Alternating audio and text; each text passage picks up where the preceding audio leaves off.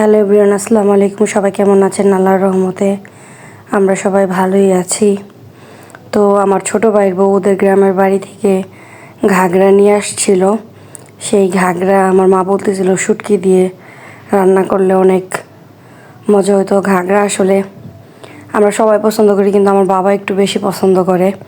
পরে মা বলতেছিল যে ঘাগরাটা রান্না করার জন্য। পরে আমি বললাম আচ্ছা ঠিক আছে, আমি রান্না করি, কারণ আমার হাতে রান্না আমার বাবা মা আমার পরিবারের সবাই অনেক বেশি পছন্দ করে। আমার বাপে কইতাছে ধন্যবাদ। সুন্দর তরকারি রান্নাছে আমার মেয়ে। পেট ভরে ভাত খাইবা। পেট ভরে ভাত খাবেন এবং শিকারও আছে, অনেকে শিখেন। ঠিক আছে। আসলে যারা রান্না করতে ভালোবাসে তারা সব সময় আর কি রান্নার প্রতি আগ্রহ তাদের অন্যরকম থাকে। মা বলল ঘাগরাটা আমাকে রান্না করতে, তাই আমি বললাম যে না, ঘরে রান্না না করে আমি লার্কি চুলায় রান্না করি, তাহলে ঘাগরাটার স্বাদ আরও বেশি হবে। আমি অনেকক্ষণ যাবৎ ঘাগরা ঘাগরা বলতেছি, এটা অনেক অঞ্চলের মানুষ চিনেই না আসলে জিনিসটা কি। এটা আমাদের এদিকের সবাই অনেক বেশি পছন্দ করে। তো যারাই চিনেন তারা তো বুঝতে পারতেছেন এটার স্বাদটা কেমন।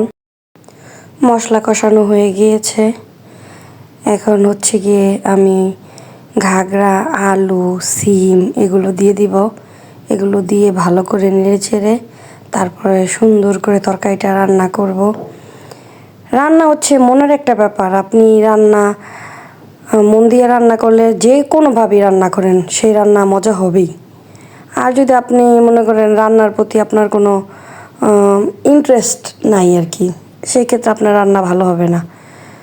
আমি বরাবরই আমার ছোট থেকে আমি রান্না বান্নার প্রতি আর কি আমার একটু আকর্ষণ বেশি। রান্না করতে আমার ভালো লাগে, এই জন্য আমি রান্না করি। আর আলহামদুলিল্লাহ আমার হাতের রান্না এই পর্যন্ত যে যে খেয়েছে সবাই বলছে অনেক ভালো হয়। আমার ঘাগরা রান্না করা শেষ, এই যে এখন আমি ঘরে নিয়ে খেতে দিব আমার বাবাকে। এই যে আমার বাবা খেতে বসছে। এখন ঘাগরা শুটকি দিয়া আমার মেয়ে রেঞ্জেছে, তখন আমরা খুব স্বাদ কইরা ইন্টারেস্ট কইরা খাবো।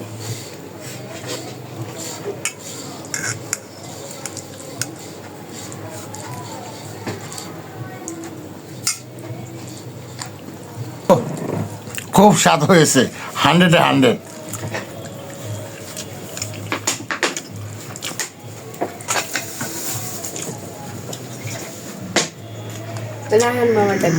মজা হয়েছে তরকারি? সেরকম সেরকম সেরকম। বরিশাল থেকে ঘাগরা মেজে বউ শাক এনেছে আর ঘাগরা এনেছে। বিসমিল্লাহ। সেই স্বাদ হয়েছে। আমার মেয়ে রান্না করছে, বহুত স্বাদ হয়েছে।